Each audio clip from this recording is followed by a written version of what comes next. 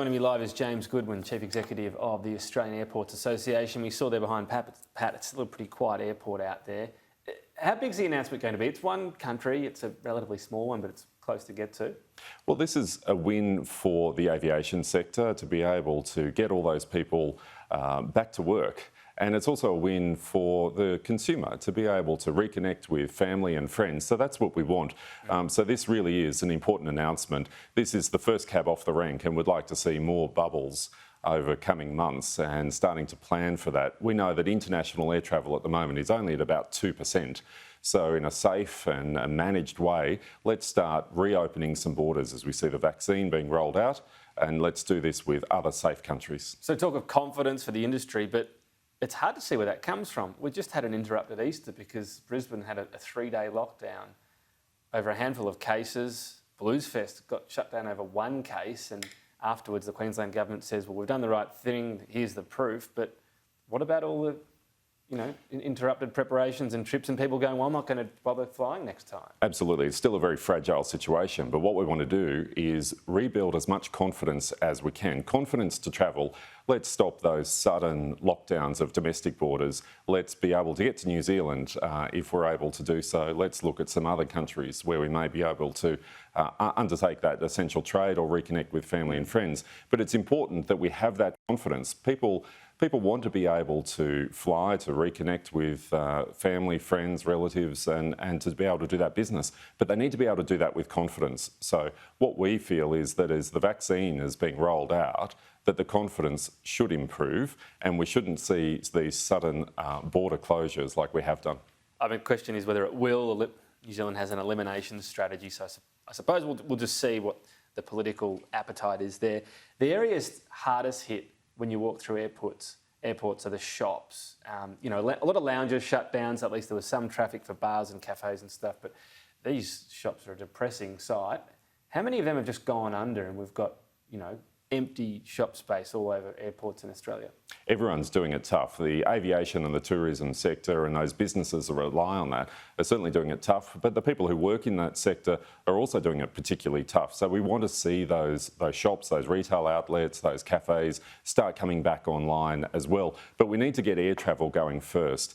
A lot of those retail outlets rely on the foot traffic. So people want to be able to buy that bottle of water, they want to be able to buy that cup of coffee, but just haven't been able to do that. But the airports have been providing the rent relief to those organisations. So on rent relief, does that need to be ongoing though? We're not going to get back to 100% in a few weeks. What's happening right now in negotiations for lease spots and rent? I mean, is it going to be a new low in these areas in terms of rent, a reduction over the next few years? That seems to be the only realistic way. Well, realistically, what we need to look at is what are the airports of the future going to look like? Air travel at the moment, passenger flow through domestic airports at the moment is still down about 70%. So we want to grow that, and with the announcement of the half-price tickets a couple of weeks ago is certainly doing its bit to try and grow that pie and try and increase the number of people who are travelling. And flowing from that, we'll then see the retail outlets starting to come back online as well. But in the interim, I know there was the temporary measures. I mean, it could be years until they get the same foot traffic. They'd be saying, what are we going to pay in rent here? Absolutely, and this is what we're all having to face at the moment. That we've got. Owners need to be realistic about this? Everyone needs to be realistic that the situation is going to change. We know that the whole sector has been disrupted. Airlines, airports, the retail outlets, and the people who work on those airport sites. Right. So what we want to do is get back to as much as we can, business as usual. So anyone facing any difficulty at the moment is certainly having a very sympathetic ear from those landlords. The half-price tickets, I've got to say, I logged on, I couldn't figure out if they were or weren't, and there's no clear sign. What have you made of this scheme so far? The scheme is a good confidence boost for those regions where those half-price tickets are available. But what we want to make sure is that the entire domestic sector benefits from this. So what we want to make sure, and we know it's a competitive market, we want to make sure that there are affordable routes and wherever you want to go.